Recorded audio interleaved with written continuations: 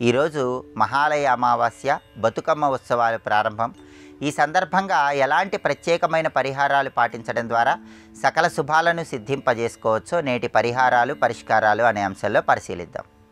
ప్రధానంగా మహాలయ అమావాస్య పితృదేవతల సంపూర్ణమైన అనుగ్రహం పొందటానికి విశేషంగా సహకరిస్తుంది. కాబట్టి ఈరోజు పితృదేవతల పేరిట అన్నదానం చేస్తే చాలా మంచిది. దేవాలయ ప్రాంగణంలో పితృదేవతల పేర్లు స్మరించుకుంటూ నిమ్మకాయ పులిహోర ఎవరికైనా పంచిపెట్టడం ద్వారా పితృదేవతల విశేషమైన అనుగ్రహం కలుగుతుంది.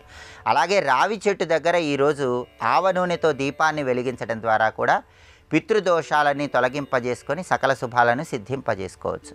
పితృదేవతల పేరిట గోమాతకి తవుడు, పచ్చగడ్డి ఇలాంటి ఆహారాన్ని తినిపించే నిమిత్తమై కొంత ద్రవ్యాన్ని దానంగా ఇవ్వటం, అలాగే పితృదేవతలను స్మరించుకుంటూ స్వయం పాకం దానం ఇవ్వటం ద్వారా విశేషమైన శుభ ఫలితాలు కలుగుతాయి.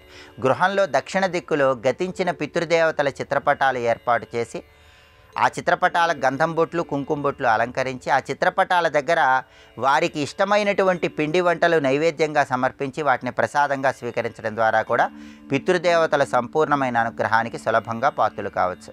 అలాగే ఈరోజు కొన్ని బార్లీ గింజలు తీసుకొని వాటిని పాలతో శుద్ధి చేసి ఆ తర్వాత పారే నీళ్ళల్లో విడిచిపెట్టడం ద్వారా కూడా మహాలయ అమావాస్య సందర్భంగా పితృదేవతల సంపూర్ణమైన అనుగ్రహానికి సులభంగా పాత్రలు కావచ్చు.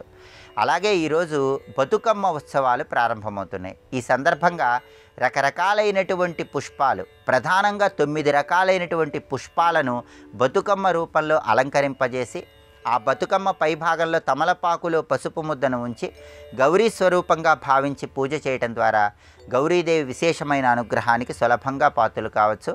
బతుకమ్మకి నువ్వులతో పెసలతో తయారు చేయబడినటువంటి పదార్థాలు నైవేద్యంగా సమర్పించి వాటిని ఇతరులకు పంచిపెట్టడం ద్వారా కూడా సకల శుభాలను సిద్ధింపజేసుకోవచ్చు. మహాలయ అమావాస్య బతుకమ్మ ఉత్సవాల ప్రారంభం సందర్భంగా ఈ విధి విధానాలు పాటించండి. విశేషమైన శుభ ఫలితాలను సిద్ధింపజేసుకోండి.